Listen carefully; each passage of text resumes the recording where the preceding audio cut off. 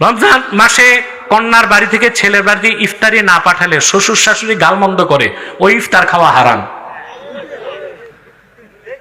এরকম সোসা শ্বশুর শাশুড়িরে ইফতার না আসলে গালিগালাজ করে। আরে ভাই, ইফতারটা তো যাবে হাদিয়া। বুখারী শরীফে আসছে হাদিয়া হইতে হবে তিবে নাফস, মনের খুশিতে। এখন জোর করে মেয়ের পক্ষ থেকে যে ইফতার নিল 10,000 টাকার ইফতার, ওই ইফতারে তো আমি মনে করি বদদোয়ার বিষ মিশে আছে। এই নোংরা কাজটা করবেন না। প্রয়োজনে ক্যান্টনমেন্টে বেশি ভিক্ষা করবেন, তা ছেলের শ্বশুর বাড়ির থেকে ইফতার আনাবেন না। ভিক্ষা করেন, গুনাহ কম, কিন্তু এইভাবে যৌতুকের মতো না, ওইটা হারাম কাজ। কিন্তু সমস্যা হচ্ছে ক্যান্টনমেন্টে ভিক্ষা করতে তো সেনাবাহিনী দিবে না।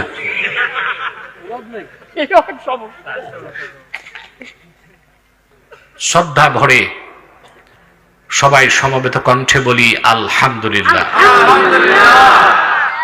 অগণিত অসংখ্য দরুদ ও সালাম আল্লাহর সৃষ্টির প্রধান আকর্ষণ, বিশ্বসভার সভাপতি, সকল নবী রাসূলগণের মাথার তাজ, শামসুল হিদায়াত, বদরুদ্দুজা, সাইয়্যিদুস সাকালাইন, ইমামুল মুরসালিন, খাতামুন নবিয়্যিন ওয়াল মুরসালিন, আফতাবে নবুওয়াত, শাহানশাহে রিসালাত, সরকারে দো জাহাঁ, সুলতানুল মদিনা, নবিয়ুল আম্বিয়া, হুজুরে আকরাম, নূরে মুজাসসাম, নূরুন আলা নূর, সাইয়্যিদিনা হাবিবিনা শফিঈনা মাওলানা মুহাম্মদ সাল্লাল্লাহু আলাইহি ওয়াসাল্লামের উপর আল্লাহ তাবারাকা ওয়া তাআলা যাকে আজ থেকে প্রায় ১৫০০ বছর আগে প্রেরণ করেছেন সর্বশ্রেষ্ঠ সর্বশেষ নবী ও রাসূল হিসেবে, যার পরে আজ পর্যন্ত পৃথিবীতে অবশ্যই কোন প্রকার নবী কিংবা রাসূল অবশ্যই আসে নাই, অবশ্যই এখনো নাই,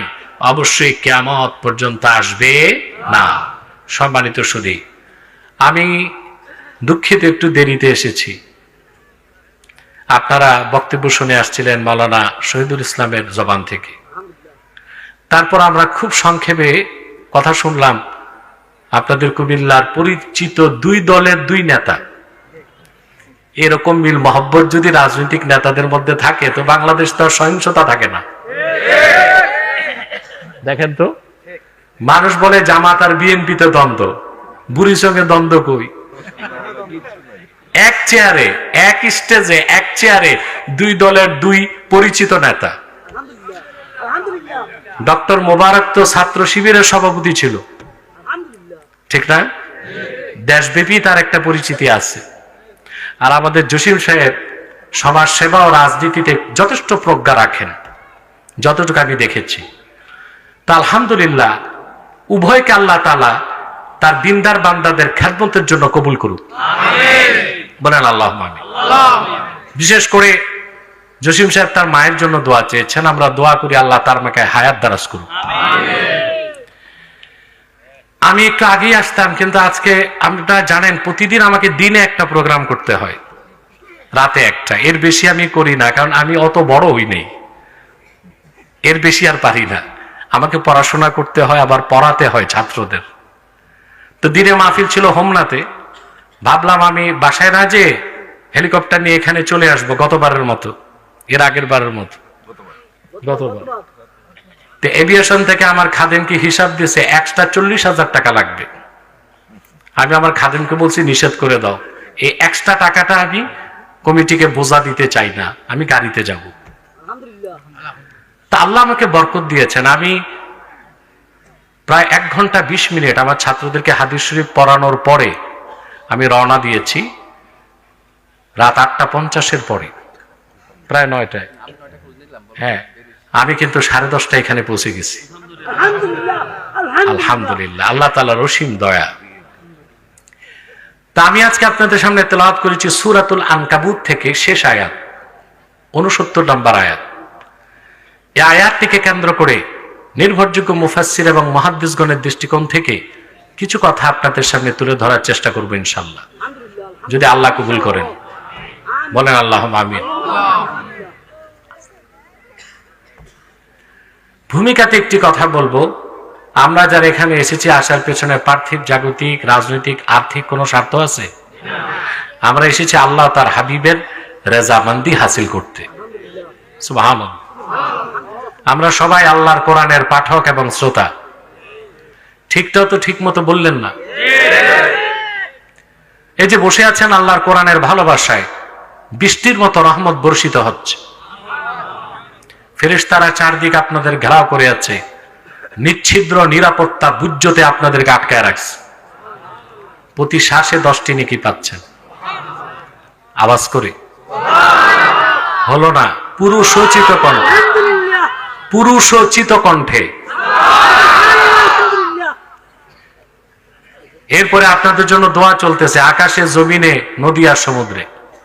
এটা আমার কথা না, আল্লাহর হাবিব ইরশাদ করেছেন, কোন মুমিন যখন ইলমে দ্বীন শিখার জন্য ঘর থেকে বের হয়, ওয়া ইন্নাল মালাইকাতা লা তাদাউ আজনিহাতাহা রিদান লিতালিবিল ইলম। কোরআন হাদিসের তালেব শিক্ষার্থী যতক্ষণ পথে হাঁটে, আল্লাহর নূরের ফেরেশতারা নূরের পাখা তাদের পদতলে বিছায় দেয়। মন্ত্রী এমপি আসলে লাল গালিচার সংবর্ধনা দেয়। কি দেয়? পচা পাটের চটের তৈরি গালিচা। আপনারা এসেছেন ফেরেশতার পাখার উপর পা রেখে। আরে আমি জানি না নারায়ণ সাহের মানুষ অনুভূতি শূন্য, আপনারা এসেছেন ফেরেশতাদের পাখার উপর পা রেখে।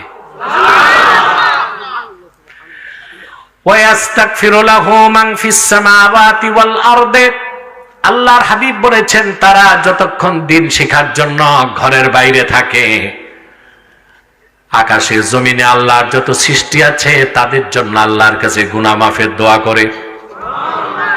হাত্তাল হিতানি ফিল মা, এমনকি নদী আর সমুদ্রের কোটি কোটি মাছ তাদের জন্য আল্লাহ রাব্বুল আলামিনের কাছে দোয়া করতে থাকে। আমাদের জন্য দোয়া চলতেছে আকাশে, জমিনে, নদী আর সমুদ্রে। আমরা খুশি আছি? বেজার শুধু শয়তান, আর শয়তানের চেলাচামুন্ডারও বেজার। শয়তানের চেলাচামুন্ডার সংখ্যা এখন কিছুটা কমছে। আগে তো মাহফিল দিলেই বাধা আসতো, ডিজে পার্টি, বাউল গান, যাত্রা, এগুলোতে অনুমতি লাগতো না। মাহফিল শুনলে অনুমতি, আর 34টা শর্ত। এত শর্ত দিতে জন্য বিরক্ত হয়ে মানুষ মাহফিল করা ছেড়ে দেয়। কিন্তু ওরা জানতো না যে যে দেশের মানুষ আল্লাহর কোরআনের জন্য বুকের রক্ত দিতে জানে, হাজার শর্ত দিয়েও তাদেরকে আল্লাহর কোরআনের মিশন থেকে সরানো যাবে না। দেশ স্বাধীনের আগে কেউ পারছে? পরে পারছে? যে রাজশক্তি বাংলাদেশি ইসলাম, মুসলমান আর ওলামায়ে কেরামকে চ্যালেঞ্জ করছে, আল্লাহ তাদের নাম ও নিশানা মুছে দিয়েছেন।